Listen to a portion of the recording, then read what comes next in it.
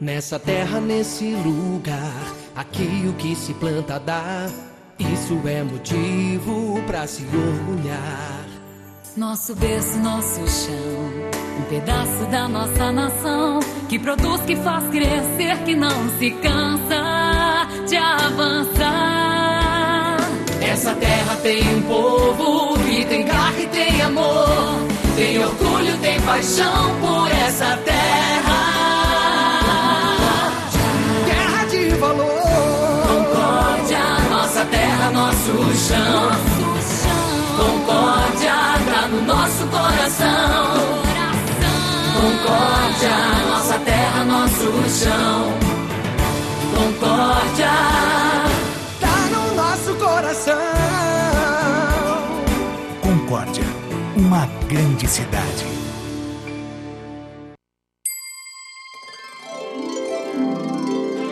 União, confraternização, amizade, cooperação. O que o Natal tem de especial é aquilo que o Sicoob mais acredita. Feliz Natal e um 2012 especial para todos. São os votos do Sicoob.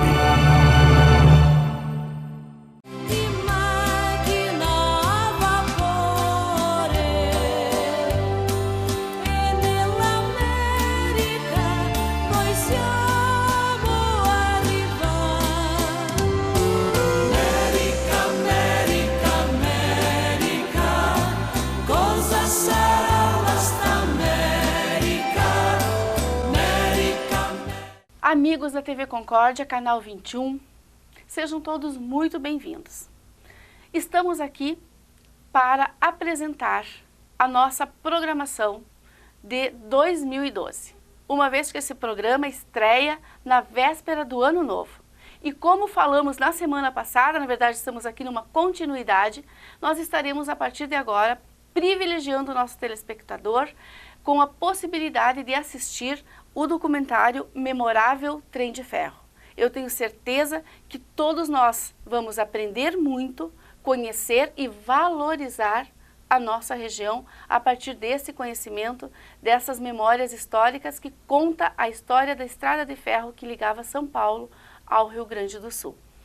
E para apresentar, chamar as pessoas para que assistam o Memorável Trem de Ferro, eu passo a palavra ao Ernói, que é o produtor desta obra. Ernói, faça o convite aos nossos telespectadores. Olá, Rosana. Olá, você de casa. É um prazer estar aqui na TV Concórdia nesse momento que é importante para a nossa história. Você vai acompanhar dentro de instantes o Memorável Trem de Ferro, um documentário cuja elaboração percorreu mais de 4.000 quilômetros de estradas nos 4 estados do eixo sul do Brasil, interior do estado de São Paulo, Paraná, Santa Catarina e Rio Grande do Sul. É uma produção documental da EL Virtual TV e da VMS Produções, ganhador do Festival Nacional de Cinema e Vídeo Rural de Piratuba, como melhor fotografia, e eu tenho certeza que você de casa vai acompanhar a partir de agora paisagens memoráveis, regadas a uma história muito importante, contada pelos principais historiadores do contestado de nossa região de uma forma muito significativa, com fotos épicas, imagens fantásticas e, acima de tudo, um carinho especial de uma história saudosa através de um trem centenário. Com vocês, a partir de agora, Memorável Trem de Ferro.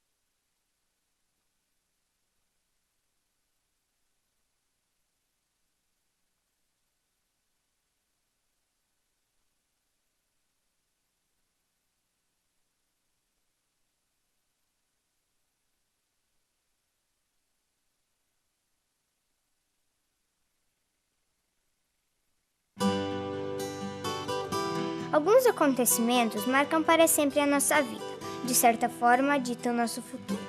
As histórias de uma terra distante e as viagens de trem contadas por meu avô, eu nunca esqueci. Houve um dia que o vô Batista fez eu e meu irmão jurarmos que toda essa luta vivida pelos desbravadores não se perderia no tempo. Vovô, conta uma história pra gente! Vovô, conta! Olha, o vô já tá velho e não vai ficar para sempre com vocês. Mas essas histórias, se vocês gostam dela, essas histórias podem ficar para sempre. Eu não tive dinheiro para escrever um livro para contar essas histórias. Mas você, Cleidinha, você, maninho, vocês, quando crescerem, vocês podem fazer isso. Podem até, quem sabe, fazer um filme. É um sonho. É um velho sonho meu.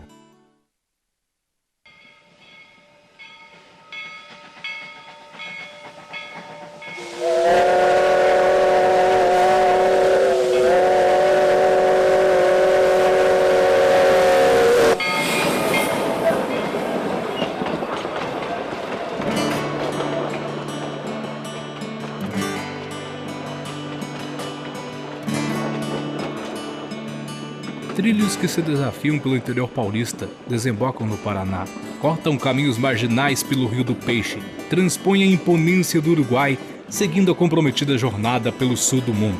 Essa é a história da ferrovia São Paulo-Rio Grande, que começa a ser escrita em 1887, quando o engenheiro João Teixeira Soares projeta uma ferrovia ligando Itararé, em São Paulo, a Santa Maria, no Rio Grande do Sul.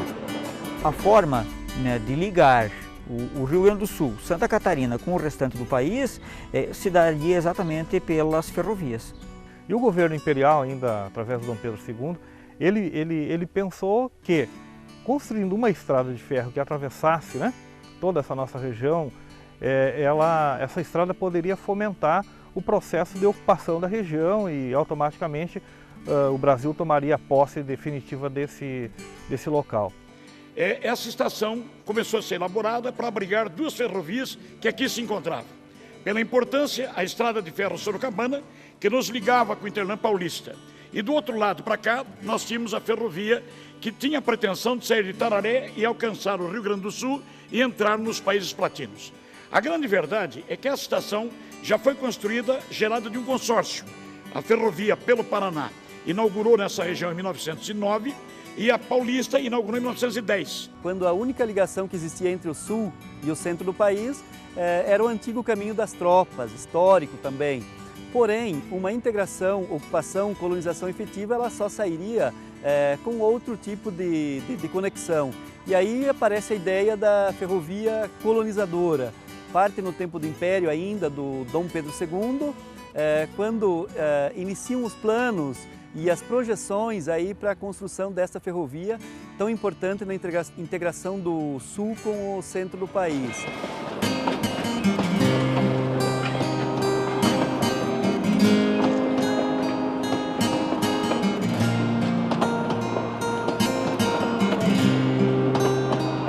A estrada de ferro São Paulo-Rio Grande, que no trecho em Santa Catarina passa ao longo do Rio do Peixe, ela foi decidida ser construída ainda nos últimos dias do Império. Na realidade, o decreto de autorização da construção é do dia 9 de novembro de 1889, portanto, 6 dias antes da proclamação da República.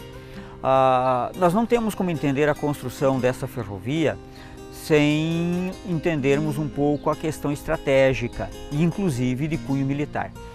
O Brasil tinha um problema de limites com a Argentina. A Argentina reivindicava uma vasta área de terras que sempre pertenceram ao Brasil, em torno de 31 mil quilômetros quadrados, território esse localizado entre os rios Chapecó, Jangada, Iguaçu, Santo Antônio e Pipiriguaçu, que é a chamada questão de Palmas, uma vez que esse território pertencia então à comarca de Palmas, no Paraná. Como a Argentina reivindicava essa área, o Brasil, preocupado com a segurança da região, uma vez que havia o risco iminente, inclusive de uma invasão argentina, o Brasil resolve construir essa ferrovia, porque se acaso houvesse qualquer conflito com a Argentina, conflito militar, o Brasil não teria como deslocar tropas para a região. Então a construção dela, a construção da ferrovia se dá eminentemente por essa questão, uma questão estratégica, né? Ou seja, no conflito com a Argentina, o Brasil poderia deslocar tropas para a região. Além do que, ela é uma ferrovia também chamada colonizatória, e essa colonização também tem que ser entendida dentro da perspectiva estratégica.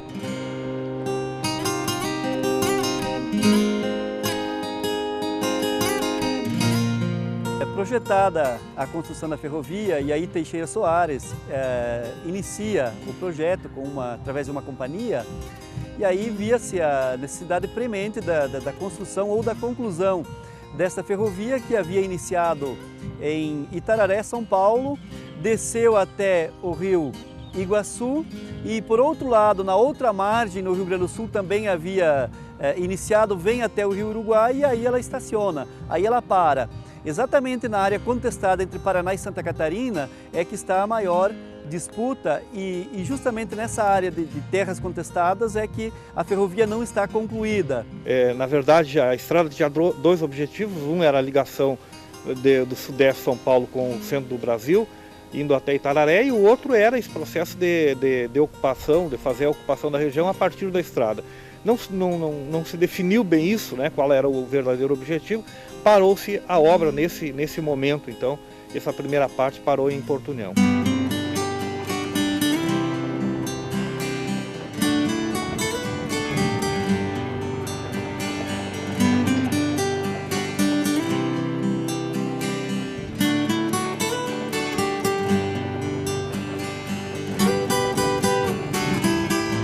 Já em 1908, Percival Farquhar, um dos mais famosos investidores do setor ferroviário de todos os tempos, adquire o controle da Companhia da Estrada de Ferro São Paulo-Rio Grande, por meio da Holding Brasil Railway Company. O Farquhar é talvez o exemplo típico, né, deste tipo de capitalista que vai levar o nome de grande empreendedor, né? Mas na realidade é um grande explorador, né, das riquezas do mundo todo. Então o Grupo Farquhar no Brasil não é por nada que ele recebe o título de o dono do Brasil, né, o Sindicato Farquhar, em função dos inúmeros investimentos que ele fez, não só na área das ferrovias, mas também em frigoríficos, portos, a exploração da madeira na região norte, né? Então é evidente que nos interessa muito mais o Farquhar enquanto empreendedor da era ferroviária. E aí nós vamos perceber a construção de ferrovias através do grupo dele, né, e as suas diversas ramificações em vários estados do Brasil. E se a gente pensar as ferrovias tanto no Rio Grande do Sul, Santa Catarina, Paraná, São Paulo, não tem como dissociar do nome do Farquhar. Ele chega no Brasil, primeiro atua em capitais brasileiras, passa por Salvador, vai para o norte do país, onde atua também no ramo da borracha ascendente naquele momento, né, com navegação fluvial também pelo rio Amazonas. Depois, no Rio de Janeiro e também em todo o sul do país, ele vai centrar, digamos que, as atividades mais importantes aí ligadas ao lucrativo mundo ferroviário ou negócios ferroviários de então. Tanto que ele acaba adquirindo algumas das lucrativas ferrovias do Café de São Paulo, a Mogiana, a Sorocabana, e depois é que ele vai adquirir o direito sobre a São Paulo-Rio Grande. Aí depois que ele constituiu a sua Brasil Railway Company, aí ele chega no contestado. E vai atuar também no contestado, além do ramo ferroviário, também no ramo madeireiro e colonizador.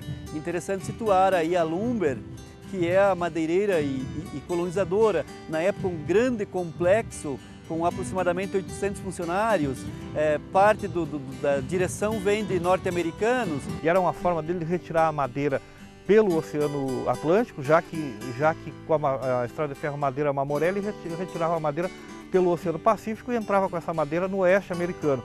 E aqui no sul ele tiraria pelo Oceano Atlântico, saindo pelo Porto São Francisco e levaria essa madeira para a Europa e também para os Estados Unidos pelo Oceano Atlântico. Possivelmente depois da Conferência Pan-Americana que aconteceu no Rio de Janeiro em 1906, é que abrem-se essas perspectivas para a atuação do capital internacional, especialmente nessa região ainda coberta pela floresta ombrófila mista e que em determinado momento vai passar aí para os projetos de ocupação efetiva, colonização, desmatamento, projetos dentro dessas áreas.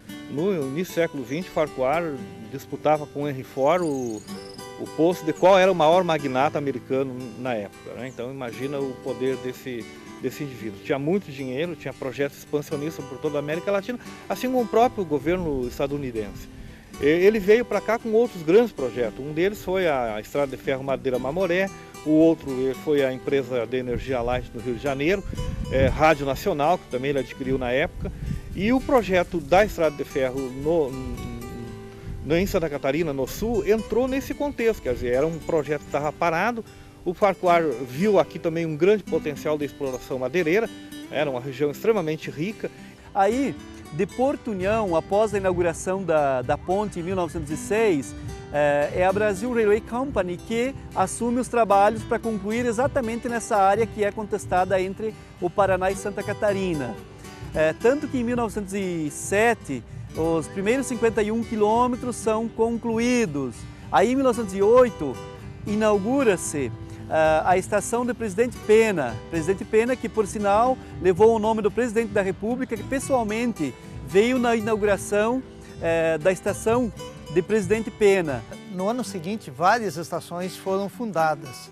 A estação aqui do Rio do Peixe, ela foi fundada em 29 de outubro de 1910 e aqui permaneceram alguns daqueles que trabalharam na Estrada de Ferro e que vieram formar esse aldeamento que se chamou mais tarde a Vila do Rio do Peixe. Então eu acho que houve uma contribuição muito significativa daquelas pessoas que Aquiles Stengel trouxe aqui para a região e se encantaram com essas terras altamente produtivas, altamente férteis e acharam por bem aqui permanecer. O engenheiro Aquiles Stengel, ele já tinha outros projetos no centro do país, né, com outra construtora, e ele conhecia já muitos focos de trabalhadores. E segundo Maurício Vinhas de Queiroz, que fez uma bela obra sobre o contestado, em documentos ele comprova que em torno de 3.000 trabalhadores foram trazidos para a região para construir a estrada de ferro. Com mais alguns trabalhadores que foram contratados na região, pela própria empresa. Também trabalhadores que vieram dos Estados Unidos, claro, trabalhadores mais qualificados, né, como chefes de setores, de seções. Se teve aqui na época quase 5.000 trabalhadores envolvidos nesse grande projeto, nesse grande e último projeto, né? Porque a partir de 1907 até 1909, construiu-se a estrada onde apenas 30% dela estava construída, os outros 70% foram construídos basicamente em 2 anos, devido a essa aceleração, né, e o comando aí do engenheiro Aquiles Stengel, que foi o homem forte, o braço forte do Farquhar para realmente tocar o projeto. Como era uma ferrovia colonizadora, é claro que o grupo da Brazil Railway Company vai assumir também outros projetos após a conclusão da ferrovia. É o caso do projeto colonizador e também madeireiro. Farquhar trouxe para cá um material o do mais moderno que se tinha no mundo, né? Ele trouxe para cá guindastes enormes, né, que derrubava árvores gigantescas aí, que precisava 10 homens para fazer a circunferência. Isso é comprovado em imagens, né? Quer dizer, são coisas grandiosas. E essas grandes equipamentos, né, tecnologias trazidas para cá, isso aí também revolucionou a região, porque isso não se tinha no Brasil até então, né, guindastes que derrubavam e arrastavam árvores, né? Isso também provocou uma verdadeira devassa na região, porque no momento que derrubavam um imbuia, um cedro, um pinheiro centenário aí, isso era sendo arrastado pelo mato e ia derrubando principalmente a atividade nativa do caboclo, que era a erva mate. Isso revolta o caboclo. Além dele não ser inserido no projeto como trabalhador, ele vai ser expulso como elemento produtor, né? Porque era a atividade econômica da região e principalmente do homem do contestado, que era o caboclo, era a erva mate. Então, esse homem era ervateiro e era dali que ele tirava a sua sobrevivência. A erva mate também era um elemento extraordinariamente importante, não só para a região do contestado, mas para o Brasil. Em São Paulo cantou de improviso, lançou a marcada, espolhou redomão. Sorocaba, São Maria, da gruta do monge, do mar chimarrão. É um fato que os historiadores têm exposto várias teorias a respeito para entender o contexto da guerra, mas em todas essas teorias o ponto comum justamente é a ferrovia, como o diferencial, o ponto deflagrador do conflito, porque a ferrovia vai trazer para a região uma transformação geográfica, uma transformação física, a partir do momento que ela vai cortar o interior de Santa Catarina, numa região ainda praticamente desabitada, né, à exceção das populações ribeirinhas que viviam às margens do Rio do Peixe, que é onde vai passar o traçado da ferrovia, e essas transformações vão ser também de cunho social. Então essa população, que é uma população fanática, uma população praticamente analfabeta ou de mínima instrução formal, ela vai acabar então se aglutinando e enxergando na chegada da ferrovia o inimigo que vai retirar aquele modo de vida anterior. Por isso então o conflito se deflagra. Esse pessoal foi reunir-se, foi juntar-se em Itaquaruçu, em torno do Monte José Maria, cuja história é conhecida. Ele era remedieiro, era um homem bem esclarecido. Por haver curado a esposa do Henriquinho Almeida, criou fama. Quando ele chegou em Itaquaruçu numa festa, em poucos dias já tinha 300 casas lá em volta dele. Isto preocupou o superintendente de Curitibanos, né, o Albuquerque, que, não conseguindo aliciar aquele povo para o seu curral eleitoral, denunciou a Vidal Ramos de que se tratava ali de uma tentativa monárquica e com intuito monárquico e de ameaçadores da ordem, porque eram fanáticos. Porque quando rico reza, é piedoso. Agora, quando é pobre, é fanático. É assim que eles tratavam os caboclos. Mas para a região, a ferrovia fica, né, e ela vai ser decisiva para o crescimento econômico posterior nas décadas seguintes. Aí a gente poderia registrar, né, que a ferrovia vai ser utilizada inclusive por personagens históricos, né? O Theodore Roosevelt vai passar aqui no início da década de 10, ou seja, 1912. Depois o Getúlio Vargas, na proximidade da Revolução de 30, também vai usar essa ferrovia. E assim, sucessivamente, outras pessoas também vão ocupar esse meio de transporte, que era o mais moderno da época, né? O interessante também é a gente ressaltar que nós hoje, geração aqui do século XX, XXI, do final do século XX, início do século XXI, a gente tem a possibilidade de acessar esse registro fotográfico, essas imagens, né? E isso nós devemos a um personagem principal, que é o Claro Johnson, que fez toda essa cobertura fotográfica, que é justamente a base, né, essa iconografia para os historiadores e para os próprios apreciadores, né, poderem registrar esse momento da história.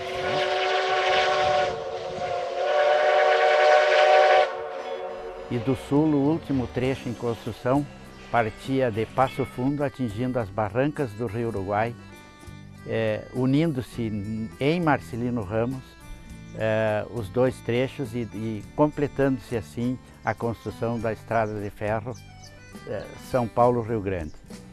Exatamente, né? No dia 17 de dezembro de 1910, né, chega-se ao ponto final aqui do trecho catarinense, que é justamente na divisa com o estado do Rio Grande do Sul, quando se constrói então a ponte sobre o rio Uruguai, ligando, né, o que hoje são os municípios de Piratuba e Marcelino Ramos, né? Esse é o ponto nevrálgico, vamos dizer, que aí inclusive vai fazer a ligação de Santa Catarina com o Rio Grande do Sul e também vai ligar Santa Catarina com o Paraná e com São Paulo, colocando toda essa região em comunicação.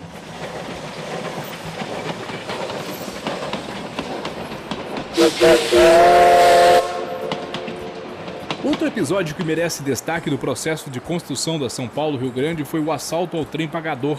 Segundo relatos históricos, teria sido exatamente aqui, na entrada desse túnel, por sinal único da extensão da ferrovia do Contestado, que em outubro de 1909, o destemível bando de Zeca Vacariano executou a ação criminosa. O povo sabe, um assalto hoje, o que acontece? Naquela época, muito pior. Porque eles pegaram um local em que o trem tinha que obrigatoriamente parar, né, e ali mataram o maquinista, né, a pessoa que dirigia, e outras pessoas, o que carregavam o dinheiro, etc. Promoveram o assalto. Agora, a causa dessa iniciativa, dessa decisão, é que nós não sabemos, ninguém pode dizer que foi isso ou foi aquilo, há muitas versões. Zeca Vacariano, segundo histórias que aqui se contam, ele possuía um armazém aqui próximo ao local onde ocorreu o assalto e ao mesmo tempo ele era um chefe de equipes, ele era um empleiteiro que contratava pessoas para executar trabalhos aqui na Estrada de Ferro. Então ele aproveitou dos conhecimentos que tinha de todo o funcionamento da ferrovia, de todos os trabalhos, do fluxo de pessoas, inclusive o financeiro, aproveitou todas as informações privilegiadas que tinha para elaborar o assalto, planejar juntamente com outros companheiros e para executá-lo aqui. Ele efetuou o assalto, roubou o dinheiro e depois fugiu com o produto do roubo.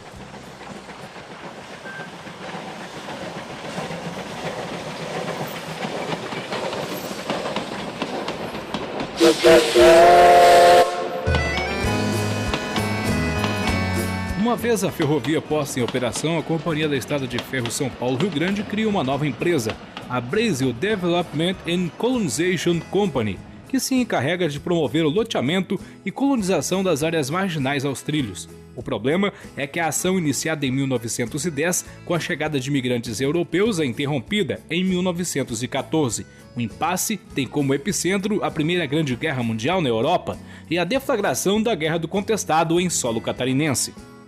Assinado o acordo entre Paraná e Santa Catarina, efetivamente começam a colonizar e ocupar propriamente essa região com colonos advindos de outros locais. Dessa vez, colonizadoras gaúchas que adquiriram grandes extensões territoriais as vendiam em proporções menores, divididas em colônias. A colonização da região durou até 1940, com a chegada de imigrantes alemães, italianos, poloneses e caboclos, vindos das colônias velhas gaúchas, situadas no Vale dos Sinos e do Caí, no Rio Grande do Sul.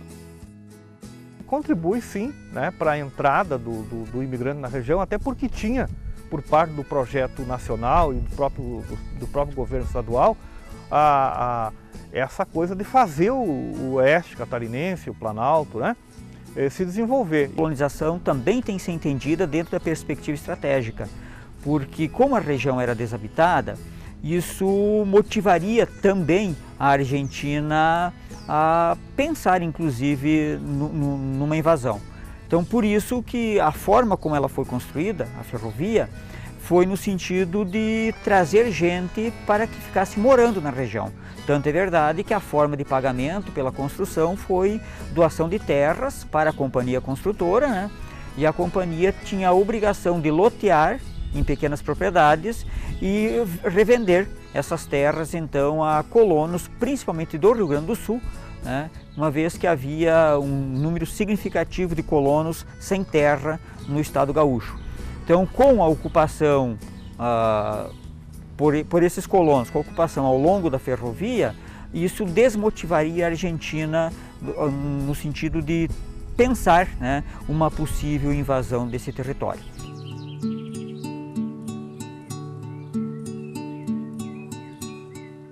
Interior de Montenegro, Serra Velha, eu tenho vários parentes que saíram daqui de trem, onde levavam quase 2 dias de viagem até Piratuba, aquela região toda Santa Catarina ali.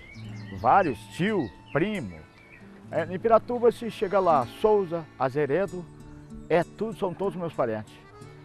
E esse pessoal saíram daqui, visto que as nossas terras aqui já estavam meio abatidas. Então procuravam nova oportunidade de trabalho na colônia para a produção, arroz, milho, feijão, esse tipo de produto. Numa época que no Rio Grande do Sul havia uma pequena crise até na produtividade agrícola, fez com que eles trouxessem outras famílias e também incentivados pelas empresas colonizadoras, que vendiam uma ideia de terras de leite e mel e foram vindo levas e levas de família que se estabeleciam, gostavam, produziam e traziam mais gente para a Vila do Rio do Peixe. O que eu ouvia falar era o seguinte, que lá existia terra muito boa e o que plantava, colhia. E a maior atração desse pessoal que foram para lá foi por causa disso aí. E quando eles vieram comprar o terreno, como já tinha essa via ferro que cortava o terreno ao meio, a orientação é que viesse e morasse, se alojasse em local que ouça o apito do trem, porque era o meio de transporte. Até para comprar o insumo, que era pouca coisa, era mais a base de querosene, açúcar e sal, e até para escoar o produto, como no caso a alfafa. A alfafa era muito vendável, indo o trem para o Rio Grande do Sul, São Leopoldo, Porto Alegre, para Cavalaria e Exército, ou para Santa Catarina, como Porto União, Mafra e, pelo que eu sei, Ourinho, São Paulo. Então esse processo realmente se desencadeou um processo produtivo e um processo de assentamento muito interessante. E que a economia foi crescendo à medida que a estação ferroviária e a passagens dos trens movimentava também a economia, porque havia mercado para os produtos que eram produzidos aqui na região. E a gente pode dizer que a economia de Piratuba, da Vila do Rio do Peixe até Piratuba, pode ser medida pelo desenvolvimento da estação ferroviária, pelo desenvolvimento da atividade férrea.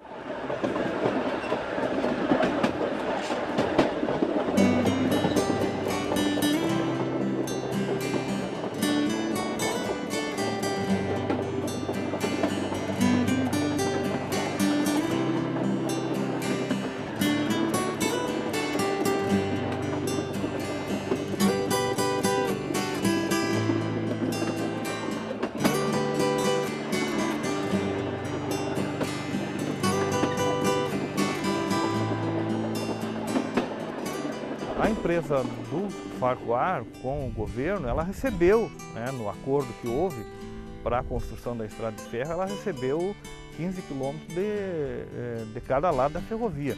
É claro que isso não se as terras da colonizadora não se resumiram só a isso. Existia por parte dos fazendeiros, principalmente aqui na época, o desejo de transformar mato em terra, né? E isso permitia que, por exemplo, a empresa adentrasse nas terras dos fazendeiros, retirassem a madeira, né, e entregasse a terra para os fazendeiros. E também tinha terras devolutas que iam sendo adquiridas em concessão pela própria companhia Lambert e depois repassada para as empresas concessionárias, né, que no caso aí citadas algumas como a Eber Mosley, a Lucy Rosa, a Sul Brasil, que vão recebendo essas terras em concessões, também vendendo essas terras para os imigrantes, né? Após a atuação aí da Brasil Railway Company no contestado, a estrada de ferro passa para a Rede de Viação Paraná-Santa Catarina na década de 30. Depois disso, em 69, passa para RFFSA, Rede Ferroviária Federal Sociedade Anônima, até 1996, quando passa aí pelo processo de privatização e a ALL acaba adquirindo. Em 29 nós temos a primeira grande crise do capitalismo mundial. O Farquhar era o maior investidor em bolsas em Nova York. A bolsa de Nova York quebra, né, e quebrando a bolsa ele quebra também. Quer dizer, os negócios dele por todo o mundo vão ser meio que assumidos pelos governos, né? No Brasil nós entramos num período diferente de governabilidade também, nós entramos numa fase do desenvolvimento nacionalista, né? ou do nacional desenvolvimentismo, tocado pelo Vargas, e o governo Vargas ele assume, né? E ele nacionaliza a Brasil Railway Company, e a partir dali é criada a rede ferroviária, né? E cada estado então começa a administrar as suas ferrovias. Esse momento de crescimento, de expansão da ferrovia, ele vai até a década de 50. A partir da década de 50 nós temos uma mudança aí nessa lógica, né? Porque vem chegando no Brasil a indústria automobilística, as estradas acelera-se o processo de construção de rodovias, e o nosso transporte deixa de ser ferroviário para ser rodoviário. Foi um momento de romance, de progresso, de desenvolvimento que teve toda a nossa região. Mas depois, com o advento dos automóveis, com a fábrica dos caminhões, a preferência para as rodovias, o caminhão levou todo o progresso que o trem trouxe.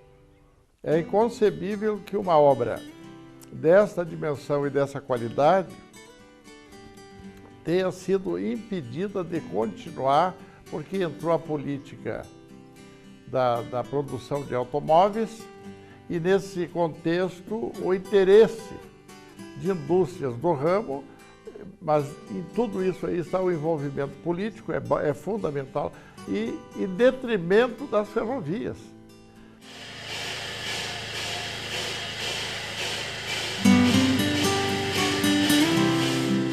É muito triste a gente ver o fim de uma ferrovia. Para nós, filhos de ferroviário, nascidos pela cultura ferroviária, é como se nós fôssemos aspirando um órgão que entrasse no nosso corpo para sobreviver e ele não tem mais como ser recolocado. O fim da ferrovia foi o fim do nosso amor ferroviário. Aqui está jazendo toda a expectativa que nós tínhamos do progresso. Nós sabemos que a ferrovia leva progresso para todo lugar. No Brasil ela teve uma ordem inversa. Quando o país começou a evoluir, ela começou a perder os tráfegos ferroviários que ela tinha. Hoje é triste ver todos esses vales abertos, os trilhos que não foram arrancados, tudo saturado, e o Brasil, o sul do país, sofre violentamente pela falta de responsabilidade dos nossos políticos do passado, que entraram no jogo do cartel rodoviário e acabaram com as ferrovias, um grande escândalo, um grande crime totalmente imperdoável. Foi a política que fez isso.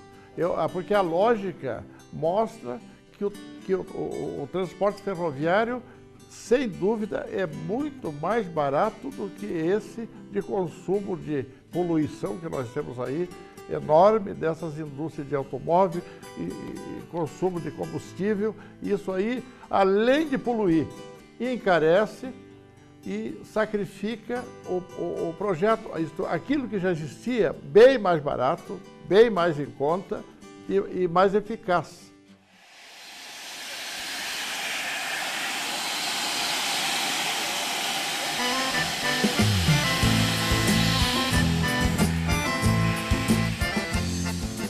Esse primeiro momento aí que foi o trem Maria Fumaça, né? Ele precisava de um novo trem, né? E o Brasil não investiu nele. Então ele foi morrendo, ele foi agonizando, digamos assim, né? Os trilhos não foram também modernizados, né? Os nossos trens já não conseguiu mais entrar, por exemplo, na Argentina, que modernizou o sistema ferroviário, né? E isso foi limitando, quer dizer, você não tratar o doente e deixar ele morrer agonizando, mais ou menos isso que ocorre. Valho-me do maior poeta da erudição musical, Frederico Chopin. Frederico Chopin estava na França quando soube da invasão do solo da sua pátria por russos. Ele era polonês e compôs aquela obra lá, a Revolucionária. Era a única arma que ele podia usar, sentar no piano e compor aquilo, que hoje é um clamor universal. Mas ele também afirma que não há cidadania sem memória e não há memória sem arte. A arte é o espelho da pátria. País que não preserva suas raízes culturais, é o caso do protestante, jamais verá a imagem da sua própria alma. Eu era rapaz novinho aqui ainda. Quando o trem aproximava aqui de Montenegro, dava aquela buzina da Maria Fumaça. Então muitas vezes a gente saía ligeiro para chegar até na estação para a gente poder ver o trem. E aquela alegria, né? Era o trem que vinha, para nós era uma satisfação ver o trem. Era a coisa mais linda do mundo para nós. É lamentável que hoje nós não temos mais isso aí. Mas eu ainda acredito que as nossas autoridades, os nossos governadores, que olhem um pouco por isso aí e retornem esses trens de novo, né? Acredito novamente que o bom senso das nossas autoridades vão trazer o trem de volta para os nossos trilhos, para desenvolver o progresso de cargas e de passageiros, que é um transporte mais barato, mais fácil de conservação, né? E esperamos que isso aconteça. Bem, enquanto isso não acontece, a BPF vem fazendo esses passeios histórico-culturais aqui nesse trecho de 25 quilômetros entre Piratuba e Marcelino Ramos, onde o passageiro pode saudar, voltando ao passado, aquele último trem que passou aqui pela estrada de ferro São Paulo, Rio Grande.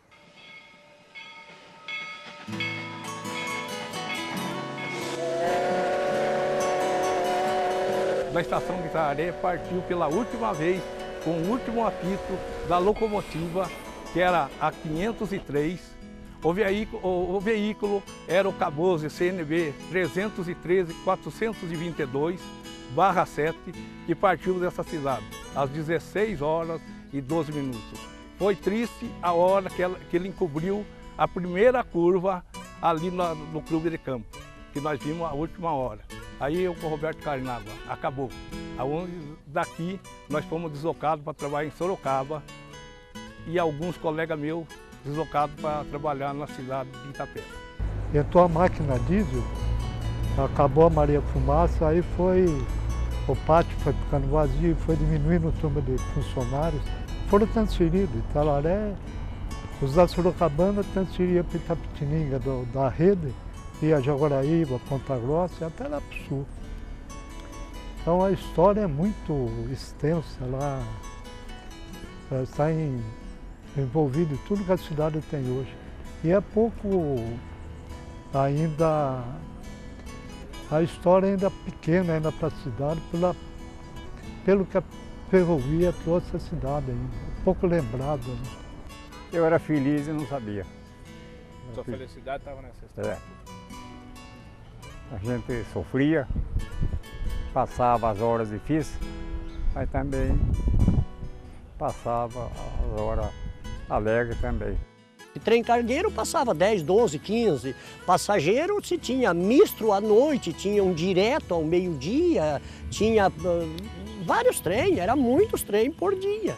Quando a gente lembra à noite, né, deitar, lembra das passagens, os amigos, a ferrovia, os defeitos que estavam, os acidentes.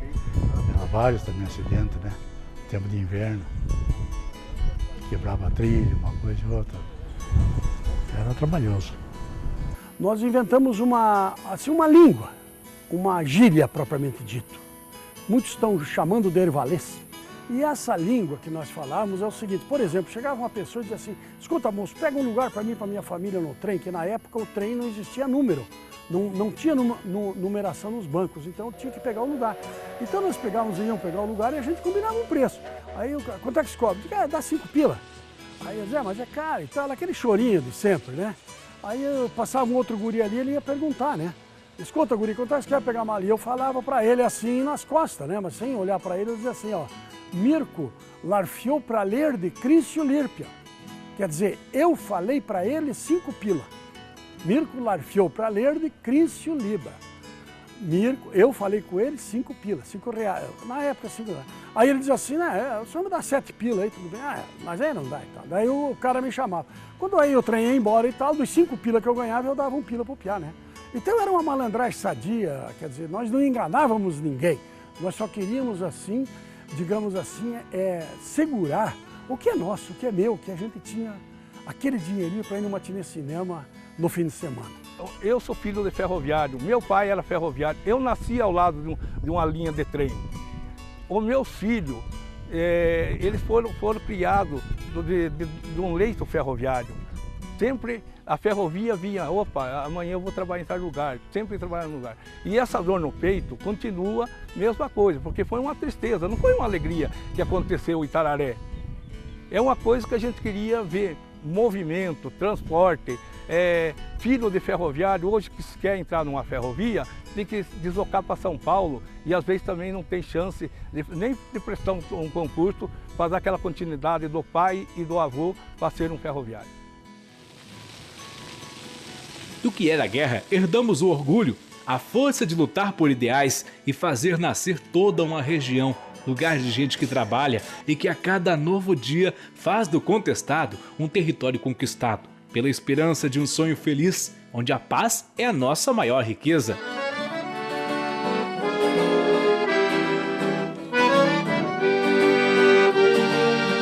Nós buscamos resgatar o sentimento, a alma que eles tinham de brasilidade, de humanismo, de cristianismo dentro do coração. Essa gente, eles foram tratados como lixo. e tratado como lixo nos dias de hoje, seria, sem dúvida, hoje nós temos aí os direitos humanos, como tanta gente interfere aí quando há ameaça de guerra, os direitos humanos, a ONU interfere. Naquela época não tinha nem caminho por esses meandros do sertão aqui, eram carreiros em que eles andavam a pé, em lombo de burro. E o que acontece em tudo isso aí? Que hoje nós temos que mostrar esse lado, essas verdades ao jovem, para que ele sinta indignação. Tem que criar nele a indignação contra o mal. Nós estamos num momento de grande júbilo pela comemoração do centenário da ferrovia, porque todas essas cidades que se formaram ao longo do trajeto da São Paulo-Rio Grande são cidades que tiveram a sua origem, a sua raiz dentro da ferrovia. E hoje, coincidentemente, a gente pode falar assim que mesmo nesse momento em que a atividade ferroviária não é a atividade mais importante de Piratuba, porém que Piratuba descobriu uma nova fonte para a sua economia, que foi a fonte do turismo, mesmo assim está o trem de ferro aqui transportando através da atividade turística, sendo o segundo, ou estando entre aqueles trens, entre as Marias Fumaças, que mais transportam turistas do Brasil.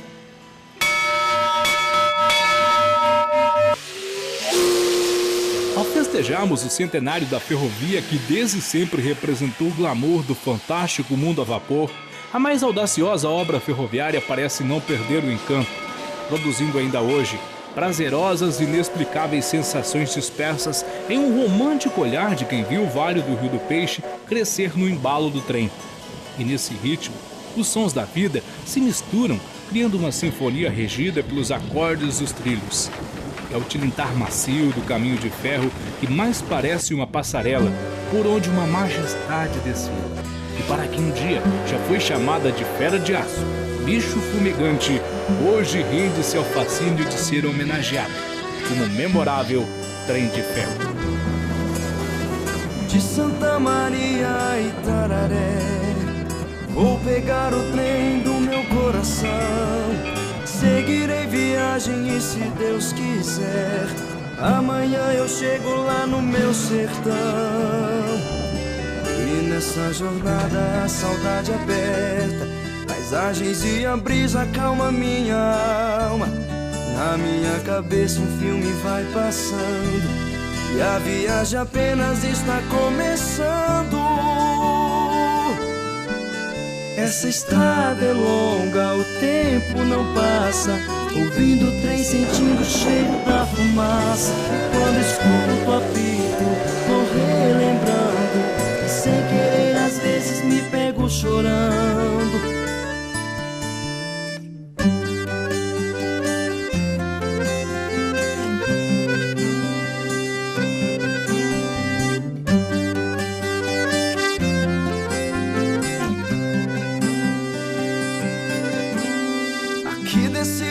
O mundo é mais bonito.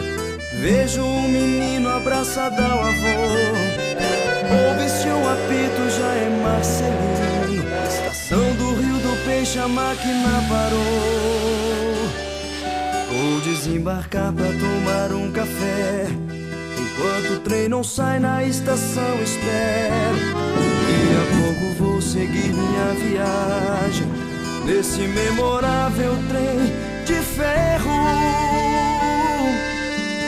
Essa estrada é longa, o tempo não passa, ouvindo o trem, sentindo o cheiro da fumaça.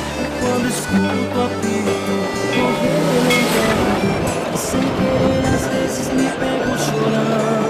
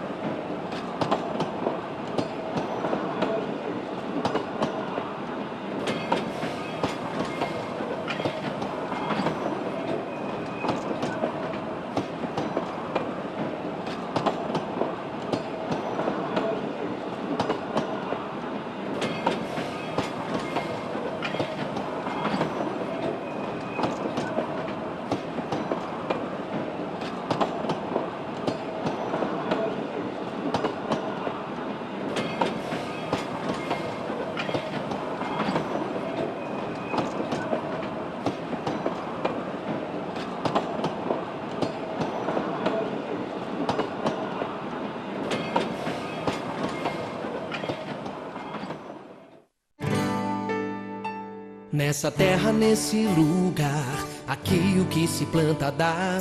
Isso é motivo pra se orgulhar. Nosso berço, nosso chão, um pedaço da nossa nação, que produz, que faz crescer, que não se cansa de avançar.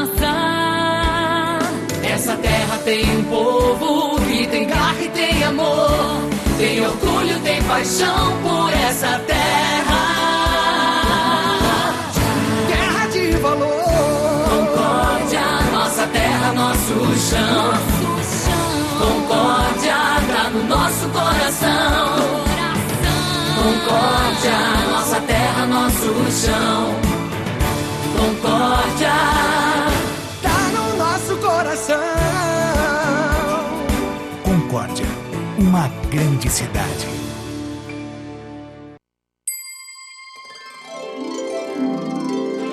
União, confraternização, amizade, cooperação.